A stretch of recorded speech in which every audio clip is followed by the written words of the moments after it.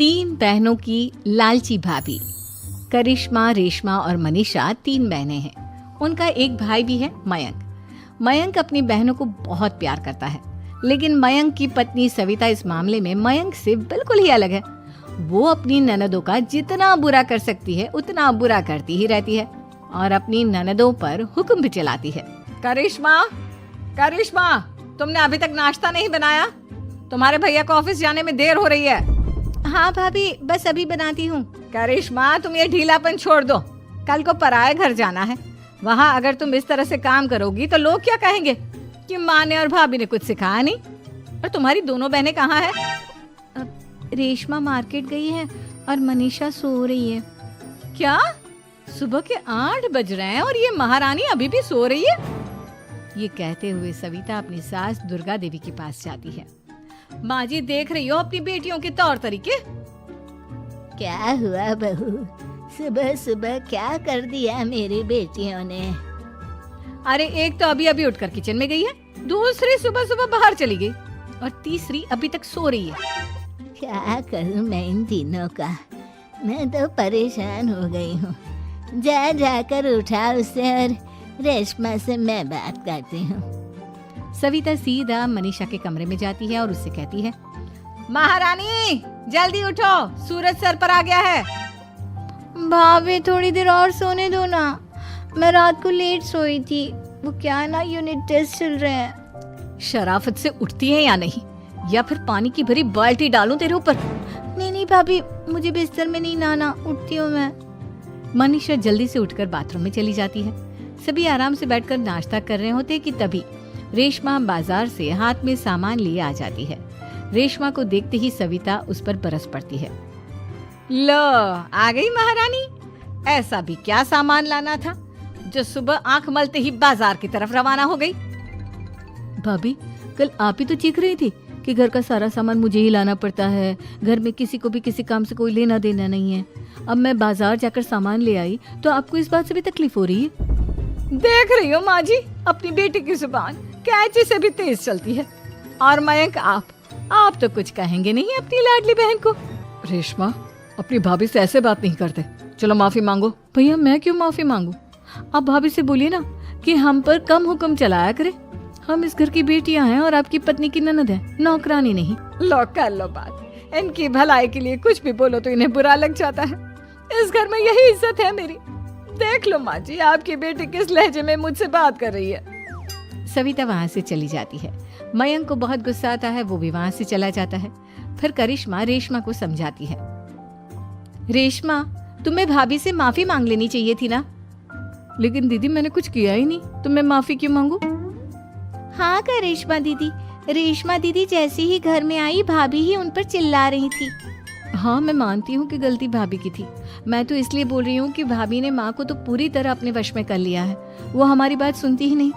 मयंक भैया हमारे लिए हमेशा खड़े रहते हैं, इसलिए उनकी बात का मान तो तुम्हें रखना चाहिए था ना। कोई फायदा नहीं दीदी, कुछ दिनों की बात और है, भाभी उन्हें भी हमारे खिलाफ भड़का देंगी। फिर वो भी माँ की तरह हमारी किसी बात का विश्वास नहीं करेंगे। इसी तरह सविता अपनी तीनों ननदों को किसी न किसी बात पर परेशान करती रहती थी। एक दिन मयंक अपनी तीनों बहनों के लिए गिफ्ट लाया। करिश्मा, ये तुम्हारे लिए हार का सेट। रेशमा, तुम्हारे लिए सुंदर सी ड्रेस। और मनीषा, तुम्हें किताबें पसंद है ना, तुम्हारे लिए किताबें लाया हूँ। थैंक यू भैया। थैंक यू भैया। थैंक यू भैया। करिश्मा, तुम्हारा नेकलेस कितना सुंदर है। ये भैया कहाँ से ले आए होंगे? मैंने भैया को 3 दिन पहले फोन पर ये डिजाइन दिखाया था और आज भैया ये ले आए। सविता तो अपनी ननदों के गिफ्ट्स देखकर जल गई और करिश्मा का नेकलेस तो उसे भी बहुत पसंद आया था। अपनी बहनों के लिए कितना अच्छा नेकलेस लेकर आए हैं, मुझे कभी कोई गिफ्ट नहीं दिया। मैं आज ही ये हार चुरा लूंगी। रात में सविता करिश्मा का हार चुरा लेती है और इसी तरह उसे अपनी ननदों की जो भी चीज अच्छी लगती वो उसे मांगती नहीं, बल्कि रात के अंधेरे में चुरा लेती। इसी तरह दिन बीतते गए और सविता ने मयंक के दिल में भी उसकी बहनों के लिए नफरत पैदा कर दी। एक दिन मयंक ने करिश्मा और रेशमा के लिए रिश्ता देखा और ये बात उसने घर में सबको बताई। माँ, करिश्मा और रेशमा के लिए बहुत अच्छा रिश्ता आया है। वो लोग कल इन्हें देखने आ रहे हैं। आप और सविता मिलकर सारी तैयारी कर लेना। ये सुनकर करिश्मा और रेशमा खुश हो जाती हैं, लेकिन सविता सोचती है, अगर इन दोनों बहनों की शादी हो गई तो घर और बाहर का काम कौन करेगा? मनीषा तो एक नंबर की कामचोर है, उससे तो किसी बात की उम्मीद लगाना ही बेकार है। मुझे इस शादी को रोकना होगा। अगले दिन सभी लड़के वालों के स्वागत की तैयारी करने में लगे होते हैं। तभी मयंक अपनी बहनों से आकर कहता है, तैयार हो गई तुम दोनों?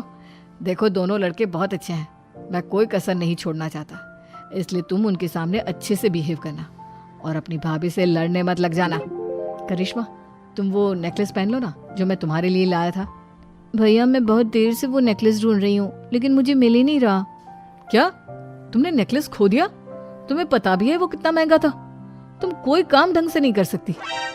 मयंक गुस्से में वहां से चला जाता है। थोड़ी देर बाद लड़के वाले भी आ जाते हैं। वो दोनों बहनों को पसंद कर लेते हैं और रिश्ता पक्का हो जाता है। लेकिन सविता के दिमाग में तो कुछ और ही खिचड़ी पक रही थी। वो पंडित जी के पास करिश्मा की कुंडली लेकर जाती है और उन्हें पैसे देकर करिश्मा की कुंडली बदलवा देती है। जब लड़के वालों के पास करिश्मा की कुंडली जाती है तो वो दुर्गा को फोन करते हैं। बहन जी, हमने करिश्मा की कुंडली अपने पंडित जी को दिखाई थी। आपकी बेटी की कुंडली नहीं बल्कि दोषों का पिटारा है। देखिए, मैं और मेरे पति इन सब बातों में बहुत विश्वास करते हैं, इसलिए हम आपकी बेटी से अपने बेटे की शादी नहीं करा सकते। इस तरह करिश्मा का रिश्ता टूट जाता है और सभी घर वालों को बहुत दुख होता है। अब कविता सोचती है, चलो करिश्मा का तो रिश्ता टूट गया, अब रेशमा का भी रिश्ता तोड़ना है। क्या करूं? अब सविता आवाज बदलकर किसी अननोन नंबर से रेशमा के होने वाले ससुराल में फोन करती है। हेलो, मैं कौन हूँ कौन नहीं ये आपके लिए जानना ज़रूरी नहीं। बस इतना सुन लो कि रेशमा का 2 साल से किसी के साथ अफेयर चल रहा है। बस रेशमा का रिश्ता तोड़वाने के लिए सविता का इतना कहना काफी था। अब रेशमा का भी रिश्ता टूट गया। मयंक और दुर्गा देवी ने रेशमा को खूब खरी खोटी सुनाई और उससे बार बार उस लड़के के बारे में पूछने लगी। आप दोनों मुझे क्यों परेशान कर रहे हो? अरे कोई लड़का होगा मेरी लाइफ में तो मैं बताऊंगी ना, जब कोई है ही नहीं तो कहाँ से लाऊं मैं कोई लड़का? तो तेरे होने वाले ससुराल वालों को फोन किसने किया था? माँ मैं नहीं जानती किसने फोन किया था, मैं सच कह रही हूँ। मैं तो पहले ही कह रही थी इसकी लगाम खींच कर रखो, लेकिन मेरी सुनता ही कौन है। आप चुप रहिए भाभी, ये सब आपका ही किया धरा है। अब तीनों बहनों को विश्वास हो जाता है कि ये सब उनकी भाभी ही कर रही है। तीनों बहनें अपनी भाभी को सबक सिखाने के लिए एक वकील कर लेती है और घर में हिस्सा मांगना। देखो भैया, माँ बाप की जायदाद में जितना बेटों का हक होता है उतना ही बेटियों का, इसलिए इस घर के 4 हिस्से होंगे और हमें अपना हिस्सा चाहिए। मैंने तुम्हारे लिए क्या क्या नहीं किया और तुम इस घर में हिस्सा मांग रही हो? भैया, आप और माँ हम बहनों की कोई बात नहीं सुनते हो और भाभी हमारी शादी नहीं होने देगी क्योंकि उन्हें लगता है कि आप हमारी शादी में ज्यादा पैसा लगाओगे और उन्हें हम जैसी फ्री की नौकरानी कहाँ मिलेगी।